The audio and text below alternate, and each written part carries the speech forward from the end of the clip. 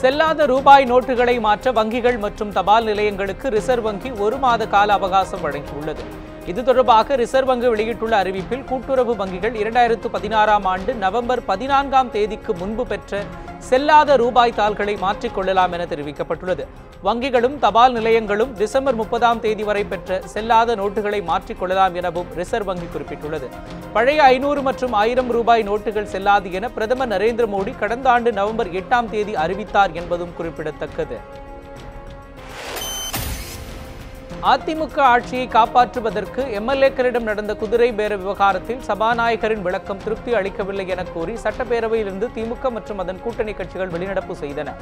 இது தொடர்பாக சட்டப்பேரவை வளாகத்தில் செய்தியாளர்களிடம் பேசிய எதிர்க்கட்சித் தலைவர் மு.க. ஸ்டாலின், எம்எல்ஏக்களிடம் நடந்த குதிரை பேர விவகாரத்தில் ஆளுநரின் கடிதத்தை படித்துக் காட்ட சபாநாயகர் தனபால் மறுத்துவிட்டதாக குற்றம் சாட்டினார். இருப்பினும் ஆளுநரிடம் இருந்து வரும் உத்தரவுகளை சட்டப்பேரவையில் படித்துக் காட்டுவது மரபு என்பதை சுட்டிக்காட்டிய மு.க. ஸ்டாலின், இந்த விவகாரத்தில் சபாநாயகரின் விளக்கம் திருப்தி அளிக்காததால் திமுக உறுப்பினர்கள் வெளிநடப்பு செய்ததாகவும் கூறினார். இதனையடுத்து திமுகவிற்கு ஆதரவாக காங்கிரஸ் மற்றும் இந்திய யூனியன் முஸ்லிம் உறுப்பினர்களும் பேரவையிலிருந்து வெளிநடப்பு செய்தனர். சட்டமன்ற விதிகளையும் படித்து காட்டினோம். அதேபோல இந்திய அரசியலமைப்பு சட்டத்தில் இருக்கக்கூடிய அந்த விதிமுறையும் படித்து காட்டினோம். இருந்தாலும் அதை முழுமையாக அவர்கள் ஏற்றுக்கொள்ளவில்லை. எனவே அதை ஏற்றுக்கொள்ள முடியாது என்று சபாநாயகர் திட்டவட்டமாக ஒரு சர்வாதிகார போக்கோடு சொல்லிய காரணத்தால் நாங்கள் அதை கண்டிக்கின்ற வகையில் திராவிட முன்னேற்றக் கழகம் இன்றைக்கு வெளிநடப்பு செய்திருக்கிறது. வெளிநடப்பு இதற்கு மட்டும்தான், ஒட்டுமொத்தமாக அல்ல. மானிய கோரிக்கையில் நாங்கள் கலந்து கொண்டு பேச இருக்கிறோம், அங்கு நடைபெற இருக்கக்கூடிய விவாதத்திலும் பங்கேற்க இருக்கிறோம் என்பதை முதலில் ஊடகத்துறையில் இருக்கக்கூடிய உங்களுக்கு நான் தெளிவாக சொல்லி, புதைந்திருக்கக்கூடிய மர்மங்களை வெளியே கொண்டு வருவதற்கு முதல் படியாக இந்த கவர்னர் அவர்கள் அங்கிருந்து ஒரு கடிதத்தை எழுதியிருக்கிறார்கள். இதையும் அவர்கள் மர்மமாக மறைத்து விடலாம் என்று முயற்சிக்கிறார்கள் என்று நாங்கள் கருதுகிறோம். நாங்கள் அந்த கடிதத்தின் முழு விவரத்தையும் சொல்ல வேண்டும் என்று கேட்டதற்கு நம்முடைய மரியாதைக்குரிய சபாநாயகர் அவர்கள் மறுத்ததால் காங்கிரஸ் கட்சி இன்றைக்கு வெளிநடப்பு. காசிமேடு மீன்பிடி துறைமுகத்தில் ஏலக்கூடம் மாற்றப்படும் விவகாரத்தில் சிலரின் சுய லாபத்திற்கு அரசு அடிபணியாது என சட்டப்பேரவையில் மீன்வளத்துறை அமைச்சர் ஜெயக்குமார் தெரிவித்துள்ளார். காசிமேடு மீன்பிடி துறைமுகத்தில் உள்ள பழைய மீன் விற்பனை செய்யும் இடத்தில் மீன்களை விற்பனை செய்ய அதிகாரிகள் மறுப்பதால் மீனவர்களுக்கு பாதிப்பு ஏற்பட்டுள்ளதாக திருவொற்றியூர் எம்எல்ஏ KPP சாமி கவன ஈர்ப்பு தீர்மானம் கொண்டு வந்தார். இதற்கு பதிலளித்த அமைச்சர் ஜெயக்குமார், காசிமேட்டில் பழைய ஏலக்கூடத்தை விட 2.5 மடங்கு நவீன வசதிகளுடன் புதிய ஏலக்கூடம் அமைந்துள்ளதாகவும் கூறினார். ஆனால் இங்கு மீன் விற்பனை செய்ய மீனவர்கள் ஏன் தயங்குகிறார்கள் என்பது தெரியவில்லை என்றும் அவர் கூறினார். இருப்பினும் ஒரு சிலரின் சுயநலத்திற்கு தமிழக அரசு கட்டுப்படாது எனவும் ஜெயக்குமார் குறிப்பிட்டார். மருத்துவ பட்ட மேற்படிப்பு மாணவர் சேர்க்கைக்கு புதிய தகுதி பட்டியலை வெளியிட 2 வாரங்கள் கால அவகாசம் கோரி உயர்நீதிமன்றத்தில் தமிழக அரசு மனு தாக்கல் செய்துள்ளது. தமிழகத்தில் அண்மையில் நடைபெற்ற மருத்துவ பட்ட மேற்படிப்பு கலந்தாய்வை ரத்து செய்ய கோரி மருத்துவர் பிரணீதா உள்ளிட்ட 3 பேர் உயர்நீதிமன்றத்தில் வழக்கு தொடர்ந்தனர். இந்த மனுவை விசாரித்த நீதிபதிகள் தமிழக அரசு வெளியிட்ட மருத்துவ பட்ட மேற்படிப்பு மாணவர் சேர்க்கை அரசாணையை ரத்து செய்து உத்தரவிட்டனர். மேலும் புதிய தகுதி பட்டியல் தயார் செய்து 3 நாட்களுக்குள் வெளியிடவும் கடந்த 16ஆம் தேதி நீதிபதிகள் உத்தரவிட்டனர். இந்நிலையில் புதிய தகுதி பட்டியல் தயாரிக்கும் பணிகள் வேகமாக நடந்து வருவதாகவும் அதை முடித்து வெளியிட 2 வாரங்கள் கால அவகாசம் வழங்க வேண்டும் எனவும் தமிழக அரசு மனு தாக்கல் செய்துள்ளது. இந்த மனு சென்னை உயர்நீதிமன்றத்தில் விரைவில் விசாரணைக்கு வர உள்ளது. மருத்துவ மாணவர் சேர்க்கைக்கு தடை விதிக்கப்பட்டுள்ள உத்தரவை எதிர்த்து தொடரப்பட்ட வழக்கை தமிழக அரசு தாக்கல் செய்துள்ள மனுவுடன் விசாரிக்கப்படும் என உச்சநீதிமன்றம் தெரிவித்துள்ளது. மருத்துவ மேற்படிப்பு மாணவர் சேர்க்கைக்கு தடை விதிக்க சென்னை உயர்நீதிமன்றம் உத்தரவிட்டது. இந்த உத்தரவை எதிர்த்து தமிழக அரசு உச்சநீதிமன்றத்தில் மனு தாக்கல் செய்துள்ளது. இதற்கிடையே உயர்நீதிமன்ற உத்தரவை எதிர்த்து மாணவர்கள் தரப்பில் தாக்கல் செய்த மனுவை உடனடியாக விசாரிக்க உச்சநீதிமன்ற நீதிபதிகள் சந்திரசூட் SK கவுல் அமர்வு முன்பு முறையிடப்பட்டது. அப்போது தமிழக அரசு தாக்கல் செய்த மனு விசாரணையின் போது இந்த மனுவும் கவனத்தில் கொள்ளப்படும் என்றும் நீதிபதிகள் தெரிவித்தனர். சென்னையிலிருந்து கிட்டத்தட்ட 70க்கும் மேற்பட்ட பட்ட மேற்படிப்பு மாணவர்கள், அரசு பணியில் இருக்கும் பட்ட மேற்படிப்பு மாணவர்கள் மனு செய்திருக்கிறோம். இந்த வழக்கில் தமிழக அரசு ஒரு மெத்தன போக்கை கடைபிடித்து வருகிறது. அவர்கள் இங்கே SLB நம்பர் செய்துவிட்டு கூட கோர்ட்டிலே முறையிடாமல் இருக்கிறார்கள். அது மிகவும் கண்டனத்துக்குரியதாக கருதப்படுகிறது. மொழி, இனம், மதம் கடந்து யோக கலையை மக்களிடம் கொண்டு சேர்க்க வேண்டும் என்று ஈஷா யோகா மையத்தின் நிறுவனர் சத்குரு ஜக்கி வாசுதேவ் தெரிவித்துள்ளார். நியூஸ் 7 தமிழுக்கு பேட்டியளித்த அவர், யோகாவை மக்களிடம் கொண்டு சேர்க்க மத்திய மாநில அரசுகள் எடுத்து வரும் முயற்சியில் தங்கள் பங்களிப்பும் இருக்கும் என்றும் அவர் கூறினார். இன்று உலகம் முழுவதும் சர்வதேச யோகா தினம் சிறப்பாக கடைபிடிக்கப்பட்டு வருகிறது. இது குறித்து இப்போ இந்த யோகா தினம் சிறப்பு குறித்து பேசுவதற்காக ஈஷா நிறுவனர் ஜக்கி வாசு நம்மிடம் இருக்கிற அவரிடம் சில கேள்விகள் கேட்போம். உலக நாடுகள் மத்தியில் ஈஷா சார்பாக பல இடங்களில் யோகா சொல்லிக் கொடுக்கப்பட்டு வருது. அதே போல் தமிழக அரசும் சரி மத்திய அரசோடு சேர்ந்து நீங்கள் யோகாவை பரப்புறதுக்கு என்ன மாதிரி முயற்சி எடுத்துருக்கீங்க?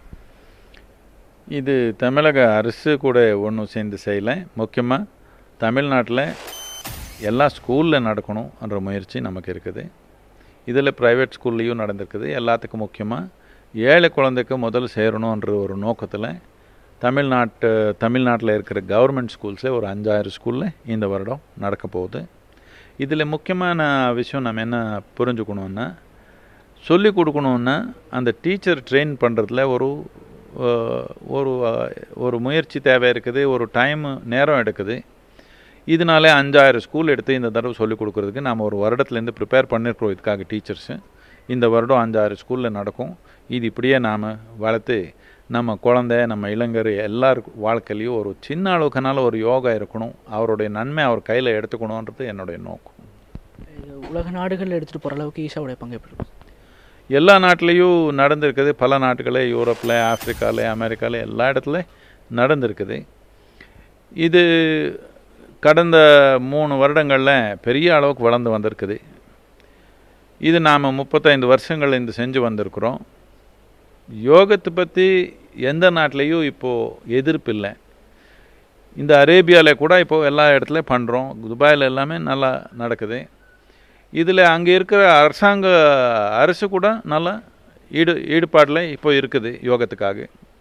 இதனால முதல்ல இருந்த மாதிரி தப்பான ஒரு கருத்து இல்லை. யோகத்தை பற்றி எல்லாருக்கும் புரியுது. இது உள்நன்மைக்காக இருக்கிற தொழில்நுட்பம் உபயோகப்படுத்த முடியும்னு எல்லாருக்கும் தெரியுது. திருநெல்வேலி அருகே 4 வழிச்சாலையில் கொட்டப்பட்ட மருத்துவ கழிவுகளை சுகாதாரத்துறை அதிகாரிகள் பார்வையிட்டனர். திருநெல்வேலி மாவட்டத்தில் தொடர்ந்து பல இடங்களில் மருத்துவ கழிவுகள் கொட்டப்பட்டு வருகின்றன. திருநெல்வேலி தூத்துக்குடி 4 வழிச்சாலையில் பல இடங்களில் ஆங்காங்கே மருத்துவ கழிவுகள் கொட்டப்பட்டுள்ளன. அதிக அளவிலான மருந்து பாட்டில்கள் மற்றும் ஊசிகள் கொட்டப்பட்டுள்ளன. தொடர்ந்து இதுபோன்ற சம்பவங்கள் நடைபெறுவதால் சுகாதாரத்துறை அதிகாரிகள் சம்பவ இடத்திற்கு வந்து விசாரணை மேற்கொண்டனர். மேலும் கழிவுகள் கொட்டப்படுவது தொடர்பாக ஆய்வு செய்து விரைவில் அரசுக்கு அறிக்கை கொடுக்கப்படும் எனவும் அதிகாரிகள் தெரிவித்தனர். மக்கள் ரொம்ப பாதிக்கப்படுறாங்க.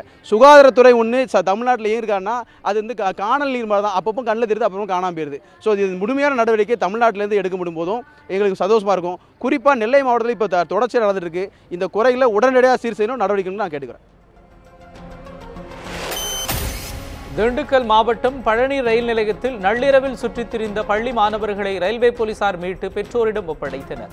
பழனி ரயில் நிலையத்தில் நேற்று நள்ளிரவு சந்தேகத்திற்கு இடமான வகையில் பள்ளி சூருடை அணிந்தவாறு 2 சிறுவர்கள் சுற்றித் திரிந்தனர். சந்தேகமடைந்த ரயில்வே போலீசார் 2 சிறுவர்களையும் பிடித்து விசாரணை நடத்தினர். இதில் சிறுவர்களின் பெயர் பாபு மற்றும் மணிகண்டன் என்பதும், இருவரும் நெல்லை மாவட்டம் மன்னாரப்பேட்டையைச் சேர்ந்தவர்கள் என்பதும் தெரியவந்தது. நேற்று காலை பள்ளிக்கு செல்வதற்கு காலதாமதம் ஏற்பட்டதால் ஆசிரியருக்கு பயந்து ரயிலில் ஏறி இருவரும் பழனிக்கு சென்றது தெரியவந்தது. இதனையடுத்து மாணவர்களின் பெற்றோருக்கு தகவல் அளிக்கப்பட்டது. உடனடியாக பழனிக்கு விரைந்து வந்த பெற்றோரிடம் மாணவர்களுக்கு அறிவுரை கூறி ரயில்வே போலீசார் அனுப்பி வைத்தனர். ஜிஎஸ்டி வரியை கண்டித்து ராசிபுரத்தில் விசைத்தறி உரிமையாளர்கள் 3வது நாளாக போராட்டத்தில் ஈடுபட்டுள்ளனர். நாமக்கல் மாவட்டம் ராசிபுரம் சுற்றுவட்டார பகுதிகளில் 200க்கும் மேற்பட்ட விசைத்தறி கூடங்கள் இயங்கி வருகின்றன. இதற்கிடையே மத்திய அரசின் ஜிஎஸ்டி வரியை கண்டித்தும் அதிலிருந்து விலக்கு அளிக்க கோரியும் விசைத்தறி உரிமையாளர்கள் 3வது நாளாக இன்று வேலைநிறுத்த போராட்டத்தில் ஈடுபட்டுள்ளனர். இதனால் பல ஆயிரக்கணக்கான விசைத்தறிகள் இயக்கப்படாமல் நிறுத்தி வைக்கப்பட்டுள்ளன. வாங்கி தறி ஓட்டி பொழப்பு பண்ணிட்டு தான் ஜீவனாசம் பண்ணுறோம். இதில் எங்களை வரி கட்டணும், மாதம் ஒரு வாட்டி கணக்கு தாக்கல் பண்ணணும். அப்படிங்கும்போது எங்களால் அது முடியாத விஷயம். இது இந்த தொழில் செய்கிறீங்க அத்தனை பேருமே 5வது 4வது கூட படிக்காத ஆளுங்க தான். அப்படி இருக்கும்போது எங்களுக்கு நாங்கள் போய் என்னைக்கு வரி கட்ட முடியும்? இதுக்கான வாய்ப்புகள் எங்களுக்கு சாத்தியமே.